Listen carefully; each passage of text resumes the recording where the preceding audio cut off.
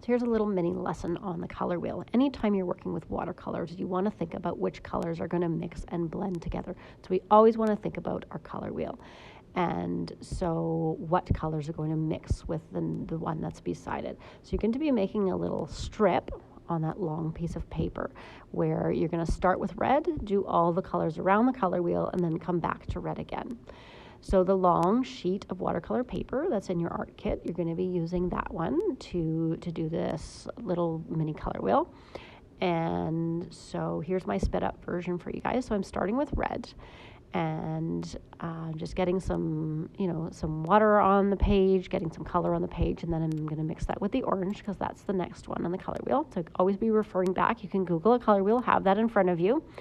So red mixing with orange, and you can see I'm going back. I'm adding red, I'm going back, I'm adding orange, and you're going back and forth and just kind of laying those colors, getting a nice transition from one color to the next.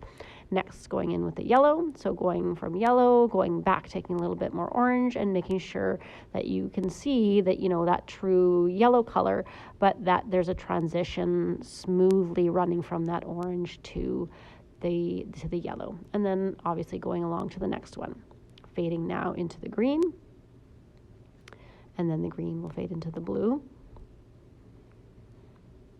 Just kind of reworking it and always kind of going back and taking more water on the brush sometimes to blend that up together and just kind of mixing that up. This is a good practice for you guys to understand, first of all, which colors mix together, and also to practice how you would apply this and how you would, mix and transition these colors when you're actually in the artwork. So now we're back and we've come around full circle and we're back to purple going into the red. So you're going red all the way around to red again, looking to have a nice transition from one color to the next. And I'm just going back here and I'm kind of fixing up some of the spots that I think kind of need a little bit more blending or maybe a little bit more color added, and just getting a nice clean transition from one to the next. And there's the finished piece that you will be submitting into the team's assignment.